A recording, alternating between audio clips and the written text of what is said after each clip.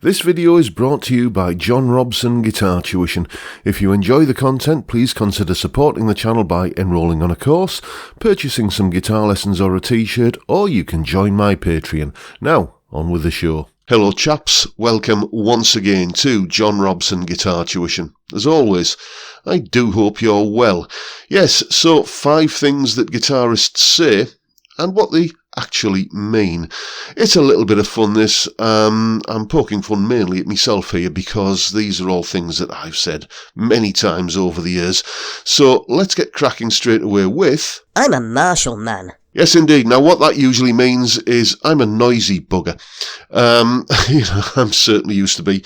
Back in the days when I was plying my trade round the pubs and clubs of the northeast of England, I was using one of these, a Marshall 30th anniversary combo. It was my pride and joy. I loved that amp.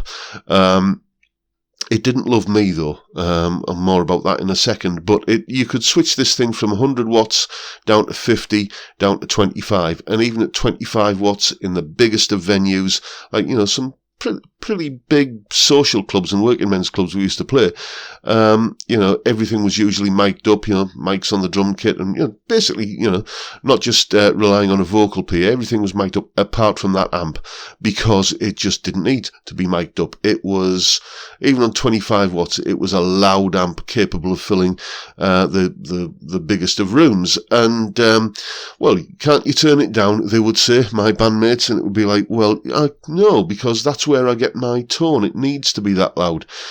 And it was that loud right up until the moment, being a Marshall, it would break down, which was, very often. The thing was in for repair that often, it might as well have got pocket money. But when it was working, I'm a Marshall man. I'm a noisy bugger. Next. I'm more of a feel player. Yes, this usually means I've learned one pentatonic pattern and I'm going to live in that all night. And if I do happen to land on any other notes, it will be as a result of an accident, guesswork, or trial and error. And if it works, then I'm going to do it again every time. That extra note is going to be in every solo, whether it fits or not. And if it doesn't work, well, we'll just fall back on the old musician ploy of, scowling across the stage at the bass player so the audience think it's him that's made the boo-boo. So there you go. I'm more of a feel player. Yeah, I've used that one a few times. Next. I'm putting my own spin on it. Okay, this is easy. I haven't learnt the song. There's that's what that always means. I'm putting my own spin on it. I haven't learnt the song, or closely related to, but I've always played it that way. Maybe there's one of those diminished, augmented, demented thingy chords in the bridge or the chorus somewhere, and, what do you think I am? A jazz player? No, I'll just play a power chord instead and no one will notice. Except they do, don't they? But yes, I'm putting my own spin on it. I haven't learned the song. Next. Can't wait to try my new multi-effects. Okay, yeah, what this means is that your bandmates are going to be staring at you, crouching down at your pedal board, squinting into a tiny LCD menu and tweaking knobs and buttons and parameters, and basically beginning to realise that killer, that absolutely mega lead tone that you programmed at home in your bedroom the other day, when it gets into a band mix, it sounds more like a bumblebee farting into a kazoo in a grain silo. And don't get me wrong, multi-effects, or these days, the kind of the more upmarket advanced things like the Axe effects and the Kemper and, modelling kind of situations or profiling situations like that. Great stuff once you've got them dialed in, but it's you do need a degree in quantum physics to actually get them dialed in, I find, a lot of the time. And usually the only way to get them dialed in is in a band situation. So hopefully that's happening at a rehearsal where it's only your bandmates that you're annoying, not a paying audience. But yeah, new multi-effects, that's why I don't use them anymore.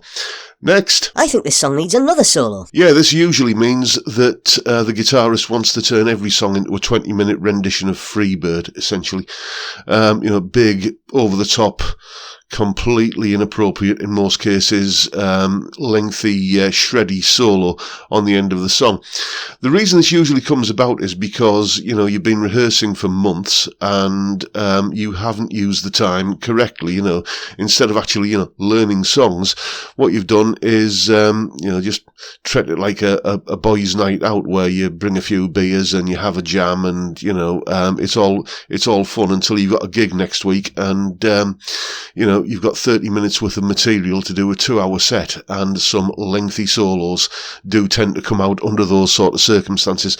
I remember Joe Walsh talking about the early days of the James Gang, and he was saying basically words to that effect. That's how some of the big long jams in their early set used to basically came out because they didn't have enough material.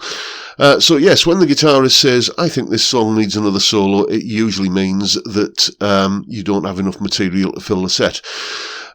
So there you go. There are 5 things that guitarists, and I'm sure we've all said them at some point, often say, and what they usually mean. Let me know if you think I've missed any down in the comments below, or if you've got any any of your own that are little euphemisms that all of us 6-string folk tend to come out with from time to time. And that is it for the video today, folks. Hope you've found it mildly entertaining at least, and if that's the case, please hit the subscribe button and the notification bell if you haven't already done so. And why not give me a like while you're at it. Don't forget the live stream every Friday at 5 PM UK time, where we drink beer and we talk about music and guitars and all manner of stuff. Anything can crop up, and usually does. It's a fantastic way to kick off the weekend, and I'd love to see you there if you can make it. But for now, I'll bid you all a good day and say thank you so much for watching. Thank you for your time. Look after yourselves, folks. Stay well, stay safe, and above all, stay sane. Bye for now.